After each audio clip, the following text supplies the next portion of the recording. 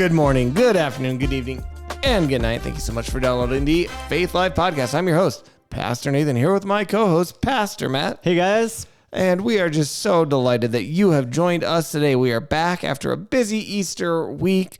We are here and ready to rock. So before we get started, don't forget, if you have not done so already, please take a minute. Leave us a 5-star review on Apple Podcasts, on Spotify, or wherever you downloaded this. And if you are watching the video on YouTube, go ahead, hit like, go ahead, hit subscribe, leave a comment. We can read it on the show later. And as always, you can email podcast@dfchurch.com. That's podcast@dfchurch.com. Matt, I was going back. I think we mentioned this before. I was going back to when we were just the audio versions, and I was still doing that whole almost word for word spiel there at the beginning. It's kind of like, it's just kind of muscle memory at this point. You got it memorized. I got it. Well, I mean, I had it memorized from the beginning because I just made it up, and it was stuck in my brain. Right, but like the first time you did it, it wasn't necessarily a thing yet. You know, it'd be interesting. Yeah, the first time I did it, and then the second time, was there variation in the way I said it? When did it like solidify into the canon? This is the intro. The canon of the Faith Life Podcast. Yeah, exactly. Yeah. It's not just my head canon, but the actual. Real, this is what we say and do. These are the words, the sacred words. Yeah. To begin our time together. Matt, did you have a good Easter? Yeah. Yeah. You've been preaching all month. How's that been going? Good. Yeah. You preaching one more time? One more time this Sunday. Sweet on. April 27th, if you're local. Hey. Come visit us in person. If you're not local, you can watch us online. We live stream at 10:30 Mountain Time. And the 27th is the day before my birthday. So it is. That's fun, which means I always take Mondays off anyway. That's my day off, which means I get my birthday off this year. Well, happy day. I love it. Well, let's jump into the news. Matt, what in the world is going on? Well, I think the biggest thing, well, there's always a lot going on, right? But Pope Francis, that's what I was gonna say. He died. Mm-hmm. And so that in the Catholic world is a big deal. A big hoopla. How much it affects us, it doesn't really. It's true, it doesn't. Now, what was interesting is that he had a visit with the vice president that day. Yeah. And then went home and died. Yeah, I've seen a lot of people be like, a lot of jokes about that. What did Vance do to him? Or, oh my goodness. It was that stressful of a meeting. Yeah. I saw some meme. It was like the Dalai Lama like canceling a meeting with Vance based off an upcoming meeting or, something like that. Same kind of idea of better not meet with him. Yeah, I've seen a lot of comments from like all sides of it on different news articles and stuff. Some like, he was the hands and feet of Jesus to many in this world. Right. And then the very next comment, he was a false prophet. I cry no tears. Wow. So the full spectrum of belief of opinions on this guy. Yeah, I know in some ways he seemed a much more liberal pope theologically, not necessarily politically, but theologically. Right. But there was a lot of people who were mad that he didn't do enough on that side. Like some people really were hoping he would relax the celibacy requirement for priests and things like that, but he didn't. But it's an interesting thing because as Protestants, it's like, well, it doesn't affect us deeply, as you've said. Right. But it's an interesting process, and like to see, when they're going to meet, they're going to figure out who their next pope is, and then I think there's something to do with the different colored smoke that comes out of the Vatican based off if they've made a decision or not, and there's a cardinal, because the cardinals are the ones who vote for this, right? And so there's a cardinal who has been like dismissed for bad reasons from his position, but is like fighting and demanding that he still gets a vote because he's still listed as a cardinal. He's just on like some sort of dismissal or disciplinary. Yeah, I don't remember the whole thing, but saw that this is like a fight that this guy's trying to, so that he has a voice in who the next guy is. Maybe potentially thinking that he can be fully reinstated. I don't know. All right. That's like, obviously the choosing of the next pope is a big thing, and there's going to be a lot of discussion and ideas talking about it. To take it, and we've said, especially for us, it doesn't really affect anything, right? Who they pick isn't going to make a difference in my life. let's go the exact furthest opposite from that. Let's shrink in exactly as close as we can. Small-minded. Now, this might not small-minded, small-scoped. Might not affect people listening in the same way the Pope doesn't affect people listening. But we have a similar situation here where we're going to be picking not us, but our church will be choosing a new lead pastor at some point. Yeah. I think we should come up with some sort of smoke system. So that when the new lead pastor is candidate chosen, has a different color, and that's how we announce it. Yeah, that's weird. Should I propose that to the search committee and elder board? Yeah, I mean, you can propose anything. Perfect. I will do that. Other than that, has there been anything else that's been dominating the news that you've seen? No. It seems, it's almost like the chaos of politics makes it almost like quieter because it's just always something chaotic happening. Right. So every day there's almost right. I did see today a pretty significant attack in the Russia-Ukraine war. Mm-hmm. Russia attacked Kyiv. I think is how you say that name. Mm-hmm. Trump, here's one headline. In rare criticism of Putin, Trump urges the Russian leader to stop, all caps with exclamation point.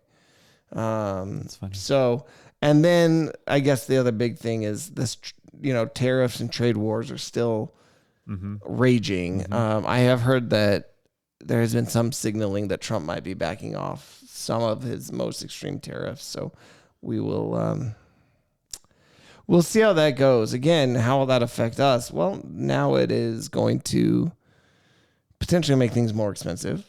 Right. Potentially is going to be better in the long run, maybe for the economy, maybe not. We'll see. It's an interesting thing. Yeah. I'm kind of in the camp where I don't have a strong, it's going to go one direction or the other. I could very easily seeing it be a really good thing for our economy in the long run and just completely devastating everything until it's all reversed. Right. So, it's an adventure. So wait and see what's going to happen. It's always a fun time. I guess the only other big piece of news that I've got, and this is probably the biggest one of all of them, biggest piece of news ever. You've heard it here, not first, folks. The Nintendo Switch 2 pre-orders went live at midnight last night, and it was just a mess. I know that's not really the biggest piece of news ever, but it was annoying for me. It's a big piece of news for, those 174 people that wanted it. Here's the question. This is always an issue when it comes to concert tickets or big items that are going to be in high demand. Why can we not figure out a better system? Right. To not crash the internet every time it happens. Like I had Target, Best Buy, and Walmart open and they were crashing. They wouldn't load. And then Target, the instant that they went on sale, it said sold out. But then when I refreshed, they were available, but then I couldn't add it to a cart and the Target's website crashed. And it's just obnoxious. What all the stuff we can figure out with computers, AI where it's at. Obviously you have to worry about and this happens with concert tickets and they sometimes will have virtual lines that they can put you in, limiting the number of tickets. There's got to be a way to stop scalpers and people who are in it just to try to flip it and turn a profit. But I don't know. And is it now just completely all the pre-orders are sold out everywhere? You can't get it anywhere? GameStop will be going on sale at some point today. Okay. And Nintendo is they're doing a round next week on their own internal site. Okay. And I like this. What they do is you have to register in advance to say you want to be put on the list. Then you have to show that you've got an online subscription and that you've played a certain number of hours on your Switch. And so it should weed out people who are not just scalpers. Yeah, it's going to weed them out, hopefully. Unless it's, the scalper. Well, but you can only order one from them, But then you can only order the one. Okay. So it at least hopefully gets rid of the bots who are trying to buy up a lot of them to resell. I think it. we've gone way too narrow-minded. I said narrow-minded again. Narrow-scoped again on this, but it's an interesting thing. Let us know. Did you pre-order a Nintendo Switch 2? Because it was a hassle. Also, do you care who the next pope is? should they get all the candidates together and have them play a game of Mario Kart, and whoever wins gets to be the Pope?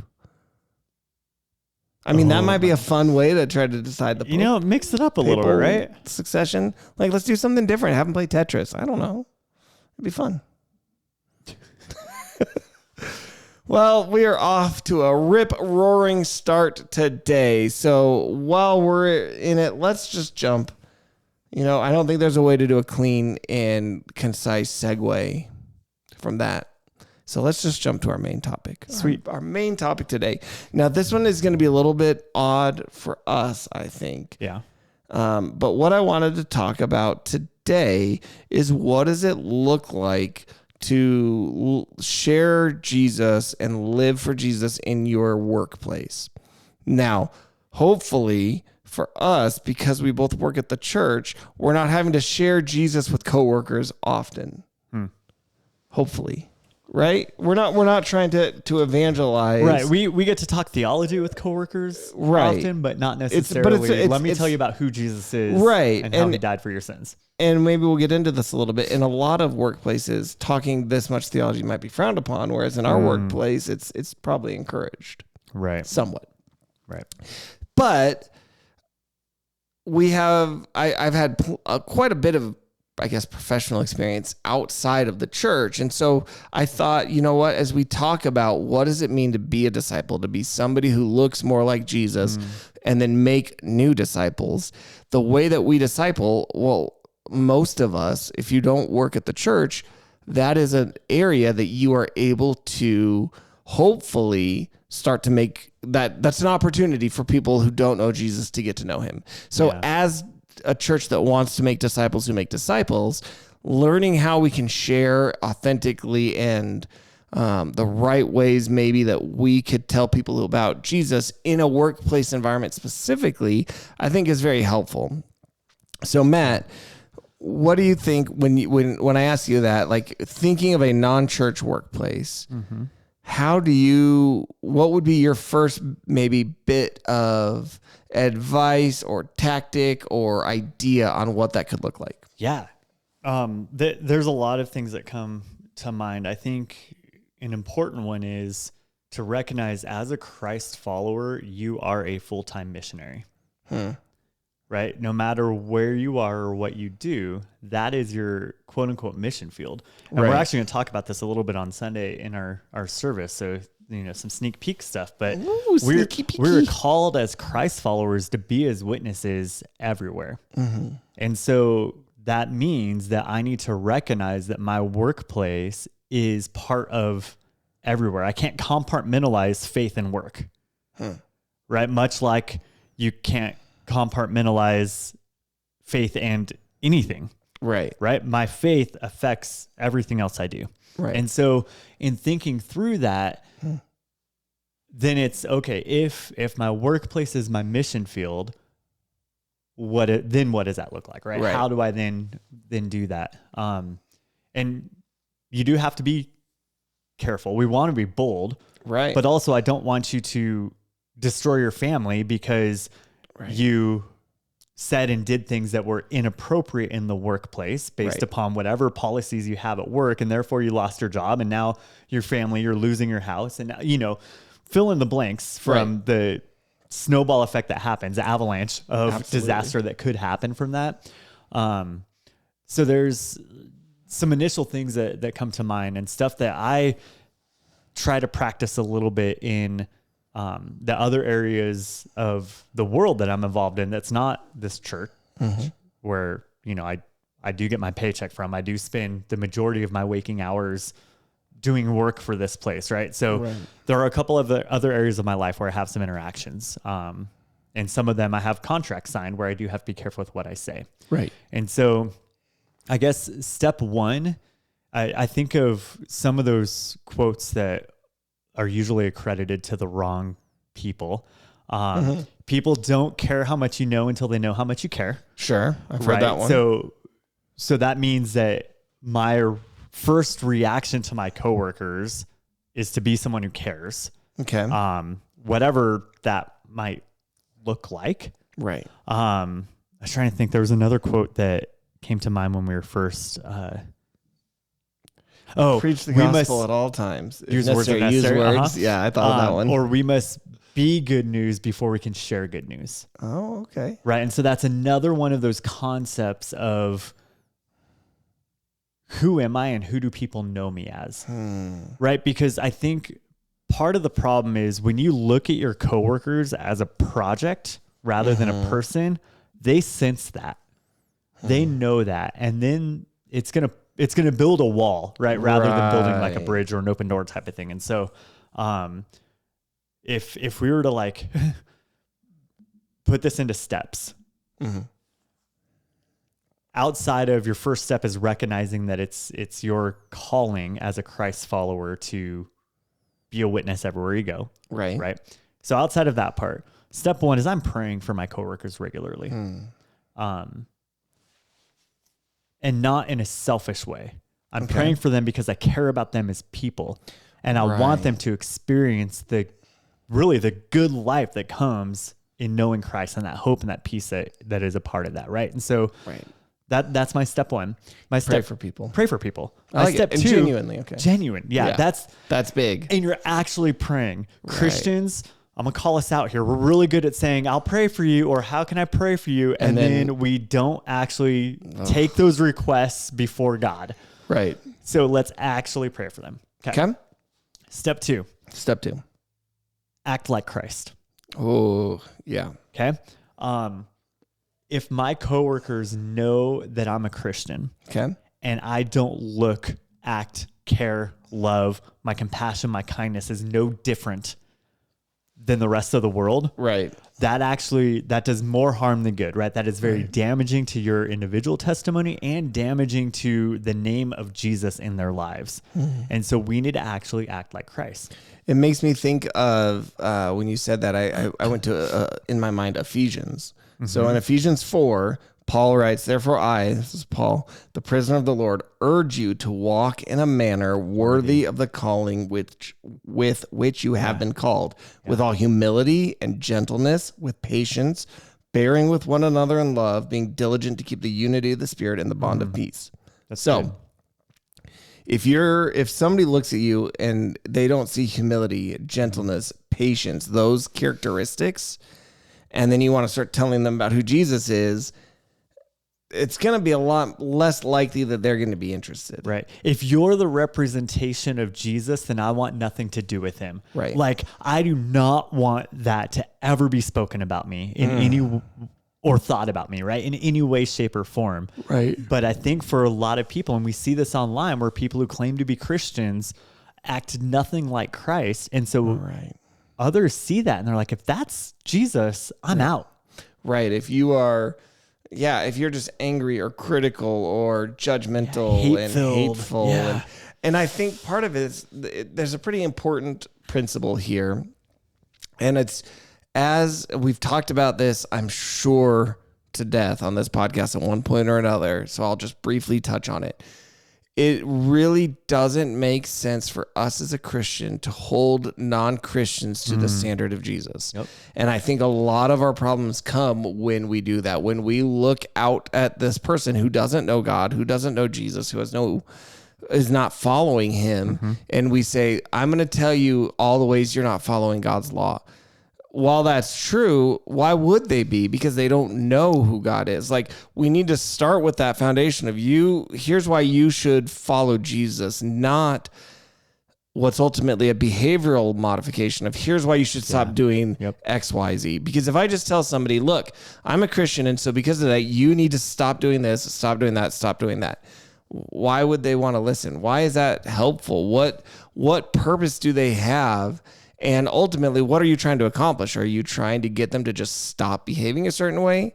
Or are you trying to get them to follow God? Because if they follow Jesus, if they know who God is and they surrender their life to him, God is going to work on them. God is going to convict them, and God is going to help them in the things that they need help with. Yeah.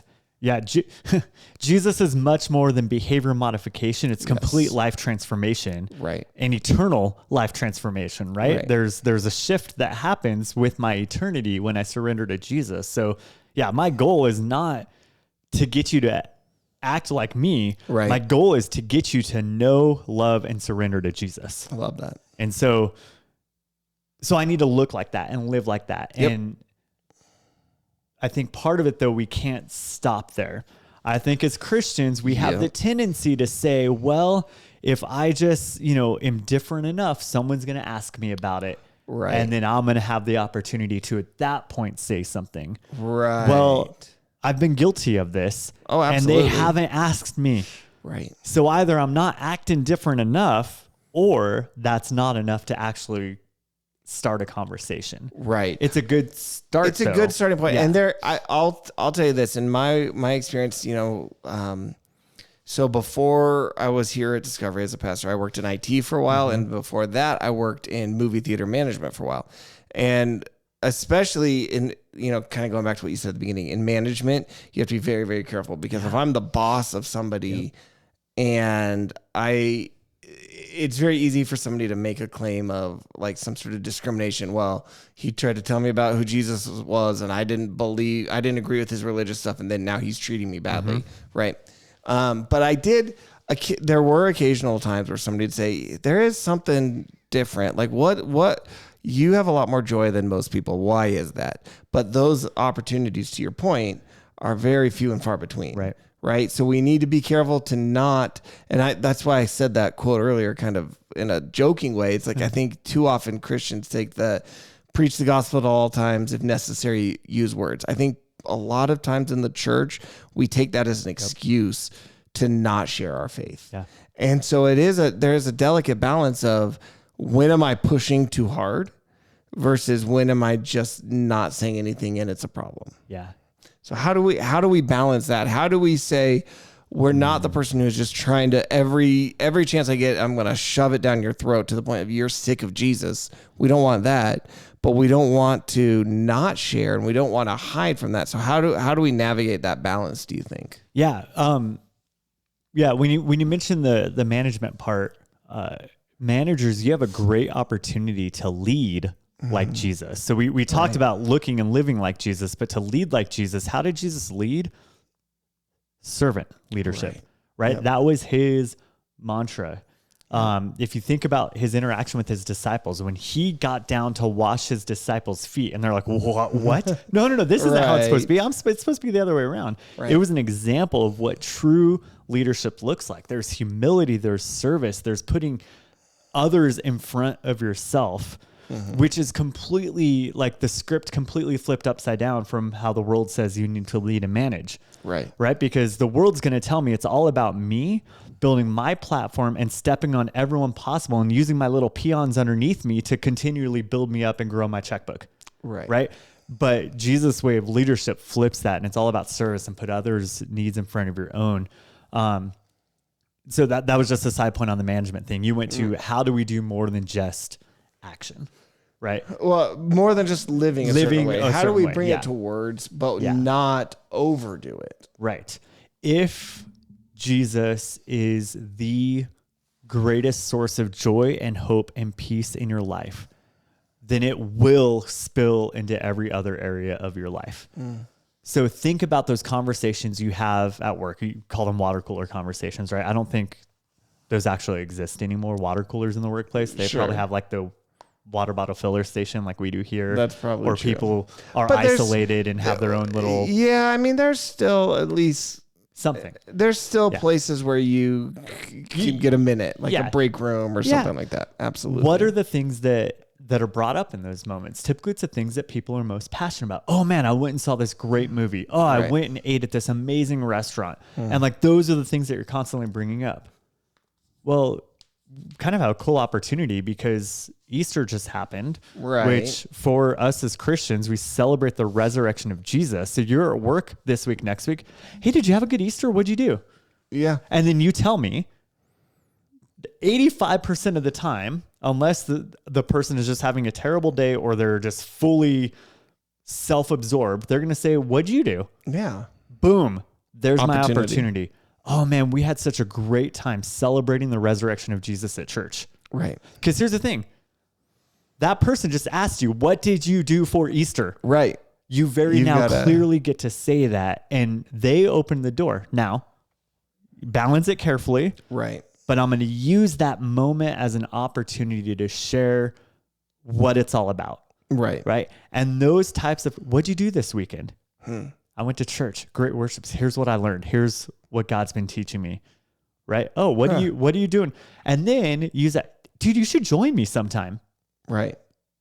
Or have you ever thought about have you ever thought about it? Yeah. Just like simple little questions that now it gets them thinking. It opens up the door to conversation. If they shut you down right away, okay, I'm not going to push too hard because I don't want to, again, build walls. I want to build bridges.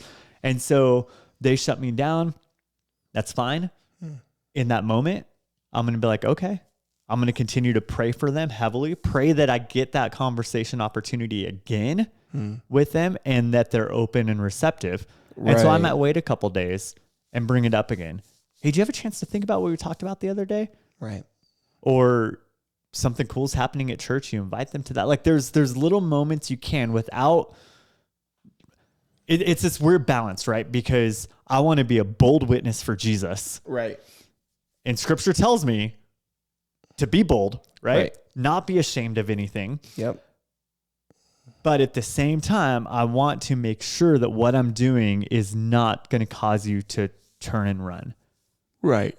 Right. I think of a lot of those, they're not protesters, but they're the people who are the hellfire and brimstone preacher people outside of big gatherings. Sure. That what they're doing is turning people away. The only people I see engaging with them are other Christians who are like, dude, you're doing it wrong. Right. This isn't going to work.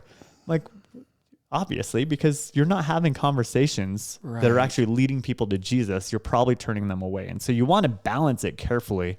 But yeah, at the same time, I want to make sure that I am like all in with my faith and letting that overflow into every other area of my life. Colossians 3 says, whatever you do, in all things, do it as if unto the Lord for his glory. Right. Right. And so that includes the conversations I have at work. Right. I'm doing it all for his glory. Whatever that looks like, whatever that takes. And you know your workplace, you know the dynamics, you know the relationships with you have with your coworkers. Right. So your responsibility is, how can I use that for his glory? Because I care about them. I love them because Jesus does. And so now that's going to change the way I interact with you. Right. And I think another maybe kind of trap we can fall into, when we talk about, it's good and we should, that rhymed, invite people to church. Yeah. But we need to be careful that we are not falling into an idea of really the evangelism will be done at the church. Right. It's the pastor's job to share Jesus. I just and I've been guilty of this, where it's like my only job is to get them in the church, and then the pros will, professionals can take over. They'll take care of the evangelism part. I don't need to do that. It's like, even before you invite them to church, I've said this before as well, maybe invite them to lunch, invite them to dinner, like good. Get to know them, because it's a lot easier to get somebody to come to church if they're a Christian. Yeah. Like, it seems kind of like a weird statement, but obviously it makes sense. Like, and it's a lot more likely somebody will accept an invitation to lunch as opposed to an invitation to a church. Because again, think about it. If you know nothing about God, if you don't know anything about Jesus, and you come into the church, what is it going to be? Well, they're singing a lot of songs you don't know. And they're all singing together, and it's kind of strange. And there's a sermon. Hopefully the pastor is working the gospel in there, but maybe they are, maybe they aren't. And then maybe a time of offering, and then everybody goes home. Is that going to help you know God? Is that going to help you grow closer to God? If you don't know anything at all, elements of that might, and it's never going to hurt. Well, I won't say never. It probably won't hurt to invite a non-Christian to church, but ultimately the idea of the church is primarily, first and foremost, for us to help build you, the church body, up for the work of ministry, right? Paul says that he says he's given us pastors and teachers and apostles for the building up of the saints for the work of ministry. So the job of the church is not to do the ministry for you. It's to equip you as the body to do the ministry, which is going to be the evangelism out in the work field, out in your neighborhoods, out and around. And so start by having those conversations. And if you are sitting there thinking, I don't even know, like, what else could I ask? Like, Matt, you gave a couple great little small examples of questions you could ask. But if you are stuck with that, you don't know how to take that first step. Right. If you are, here in town, come talk to us. If you're somewhere else, email us, podcast@dfchurch.com. Like, there are specific instances and circumstances where we might be able to say, here's some great questions you could ask. Here's some great topical ways to naturally get to know somebody. But I think, honestly, we can overthink it. And it's like, if you love Jesus and you're living a life surrendered to him and you're praying for your coworkers and you're praying for those opportunities, you're going to find that it's easier, I think, than you might know to be able to bring up these spiritual things. Right. Because I think people are spiritually hungry. I think we've seen survey after survey that there is an interest in spiritual things. Even at the same time, there's a massive decline of interest in church. And so even that tells me inviting them, the first step of inviting to church might not be the best way, as opposed to get to know them and talk about spiritual things, because people are interested in that. That's good. Yeah, I think any conversation that leads towards God, Christ, the Bible is a good start. And I know, like, we might get some pushback on this, being like, well, you're not talking about, like, explicitly sharing the gospel, so what's the point? Right. You're right, I'm not. I'm talking about creating avenues for you to have that opportunity to explicitly share the gospel. Absolutely. Because, again, if I just start walking up to random coworkers and be like, hey, let me tell you about my Lord and Savior Jesus, it's going to get awkward. Yep. There's a book, Liz, I don't know her last name. It's called 10 Things to Never, Ever Talk About at Work. Oh, wow. And religious stuff is one of them, right? Because it makes people feel awkward. It ostracizes relationships. But as a Christ follower, we're commanded to share Jesus with others. And so I'm not going to listen to that book, but I'm going to recognize that there's a reason why people don't want you to bring that up at work. So what can I do to gradually bring in those conversations? And like you were saying, if you want help, reach out to us. Let us know your specific situation. We can brainstorm some ideas. It's too important to ignore. Right. And so as a Christian, we need to be regularly thinking about, and again, if it's going to be a heart check for you also, because if you have no desire to do that, I'm going to ask you to evaluate what you really think about Jesus and what your relationship with him actually looks like. Because again, if I truly love him and he is the source of my joy and hope and peace, I can't not share it. Right. Like you've said, we share what we're passionate about. We share what we care about. And so if it's not Jesus, the answer isn't to, again, I feel like a broken record sometimes, but the answer isn't to just try to force yourself, right? We're never saying that when you feel what might be conviction of not following or not doing what God has called us to do, the answer isn't to just try harder or to strive at it. It's to go back and say, am I connected to Jesus? Am I abiding in him? Like, in the book of John, Jesus talks about abide in him. He is the vine, right? We're the branches. If we're not connected and getting that life, we're going to just be dead. And no matter how much fruit you staple to a dead tree, that tree won't come alive. You've got to be connected to that life. And so the solution is always to go back and make sure you are living and abiding in Jesus. That's good. Yeah. Cool. Yeah.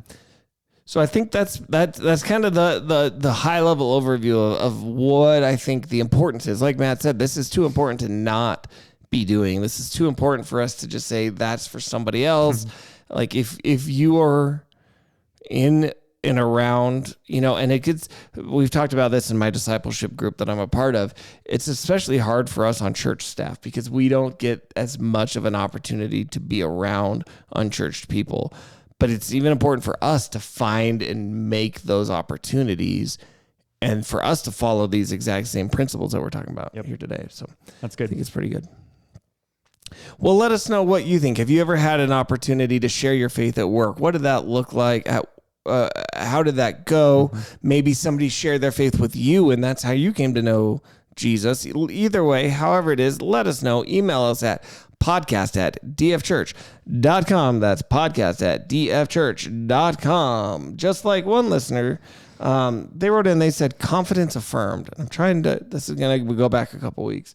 He said, as one listener wrote in, yes, I agree. The world is in the right space. Our views of God and baseball can be trusted as the Dodgers swept the Rockies. Matt, decode this for me. What is he talking about? Yeah. So if you remember, this person had emailed us prior to that and said it was something like, what were we talking about? Heaven? I don't know. I'm like, who is in heaven type of thing? And would you be shocked to see people? Yeah. And he made a comment about, well, it would be like if the Rockies would beat the Dodgers because that goes against logic, even though I love the Rockies, blah, blah, blah.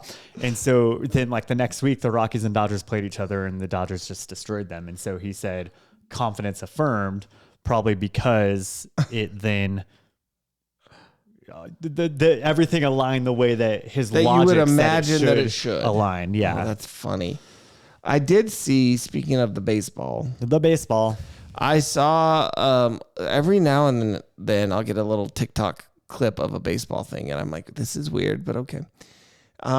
Where the batter ducked because the ball looked like it was going to hit him, right? Mm-hmm. So he ducked, but his bat still made just a light contact and popped the ball up. And so the catcher just jumps forward and grabbed the ball. Yeah, he's out. And he's out, right? Yep. That's crazy. Yeah. That's pretty fun, though. Yeah, and usually in like younger levels of baseball, the good coaches should be teaching the players drop the bat when you're trying to dodge the ball. Yeah. Because does it happen more than you would think, where you accidentally clunk the ball with the bat as you're trying to dodge it? What happens if it's any other part of your body, it doesn't count, right? Right. If it hits your body, it's a hit by pitch. You get a free base. What if I catch it? You have to make an effort to dodge the ball. You can't lean into it. So if I put my hand out there, that's me leaning into it, type of thing. What if you can't purposefully get hit by a pitch? Right, but what if it's going to hit me and instead of... Also, dude, it's coming at you like 98 miles an hour. I know, but what if my natural instinct is to put my hands up? Well, you're going to learn real quick after the first couple times a 98-mile-an-hour fastball breaks your finger. That doesn't sound pleasant, I guess. Well, yeah, that's why you dodge the ball. If you got dodge a wrench, you can dodge a ball. I said that like an hour ago upstairs. Oh, seriously? Yeah, I quoted that movie and then went down funny. a whole path because I was like that, and I said it to our children's director, next gen director, Mickey, and he said, "Yep, thank you, Rip Torn," because that's the actor who says that in the movie. And then I said the young version of that was Hank Azaria, and then we went down this whole path on Hank Azaria. It's pretty fun. There you go. A little insight into what happens as I walk down the hall and say, if you dodge a wrench, you dodge a ball. Those are the water cooler conversations. You're right. And so how would you take that and turn it into a biblical If you think dodging a wrench is hard, just imagine what it's like in hell. I don't know if that would be the best way to do it. All right. That might not go great. I think we also had some YouTube comments. If you think a wrench to the face is painful, what about nails through your hands and feet hanging on a cross?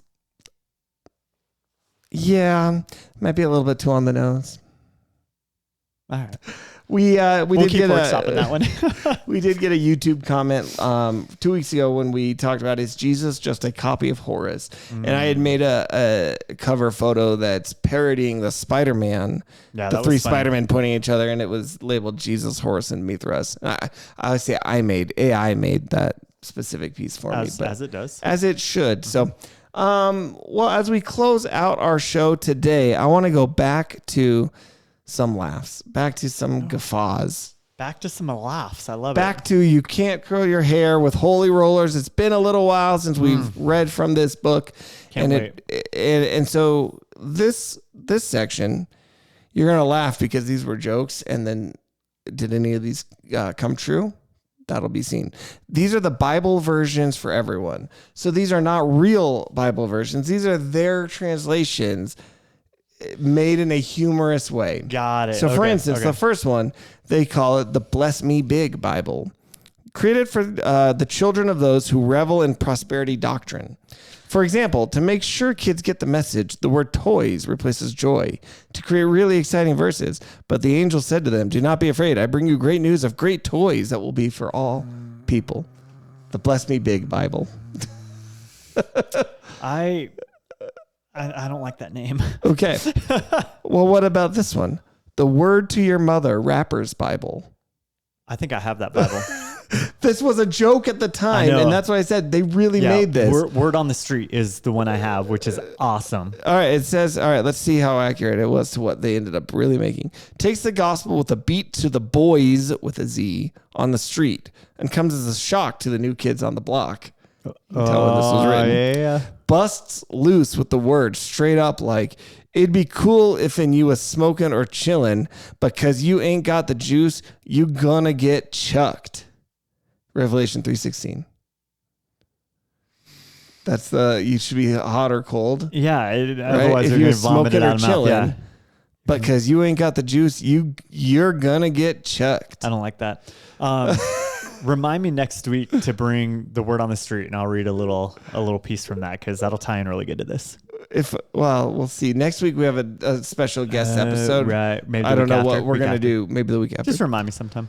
How about the Con version of the Bible? This was pioneered by Chuck Colson. This translation includes highlighted passages that refer to jails, prisons, and shackles. It has been officially endorsed by a growing number of churches who embrace the concept of cell groups. Wah, wah, wah. Okay, how about isn't that in the Bible? Includes all the pithy sayings that aren't really scripture, but sound as if they ought to be. Cleanliness is next to God. We Featured did a whole verses series. include God helps those who help themselves. Yep. God works in mysterious ways. Cleanliness is next to godliness, so funny. and you can't get to heaven on the end of a kite. Mm-mm. Have you ever heard that phrase before? I mean, the end being like the string. I guess. Because if you're on the other end, you can get to heaven because it just goes up to the sky, right? That's what I'm heaven curious is. if that's a real phrase. Let us know if you've heard that If phrase you've ever before heard you can't get to heaven on the end of a kite, let me know. and how old the person who said it was. That's good. How about the INN version? Placed in motels and hotels across the world. The IN version features a full-color illustration of Joseph and Mary in front of a no vacancy sign in Bethlehem. Special commentary draws parallels between the 5 wise virgins who had extra oil for their lamps and Motel 6 managers who leave the light on. Thank you, Gideons, for just putting the Bible in the my hotel goodness, rooms thank and you. not this one. The last one it gives us. This is the aversion version. The aversion version? The aversion version. Okay. If you really don't want to have anything to do with Christianity, but you know your godly little grandmother is going to give you a Bible for Christmas on your birthday, anyways, request the AV. The aversion version highlights conviction-free verses, including "Let us love one another and practice hospitality." Who was it? Thomas Jefferson Oh, who ripped yep. out a whole bunch of He portions would of take scripture, out made his any own- parts yeah. of the Bible that were supernatural because he's like, "There's no supernatural." Yeah. But I like the rest of it. They also fun fact. Back in that time, Southerners who were Christians would remove a lot of the stuff where God spoke out against slavery and give those Bibles to slaves and say, "Here's the Bible. Become a Christian, but don't listen to any of this stuff where God fights against slavery." You don't get your freedom. Oh, goodness. Wow. Well, like I just said, next week we are doing a special guest interview. I'm pretty excited about this one. We are going to have Andrew Klavan. He is a best-selling author, screenwriter. He is a podcast host on The Daily Wire. If you've ever listened to anything from The Daily Wire, you know, Ben Shapiro, Michael Knowles, Andrew Klavan is one of those gentlemen. He has written a new book. They were very kind to send me an advanced copy of it. I've been reading it. I'm almost done with it. Yes. It's going to be a really fascinating discussion about culture, literature, art, and biblical themes that are echoed throughout some of the greatest bits of our literature and our, you know, novels, movies, things like that. It's a really fascinating book. I'm really excited to have this interview lined up, and we will have that for you next week. But for today, thanks again so much for spending an hour with us, and we will see you next week. Bye, guys.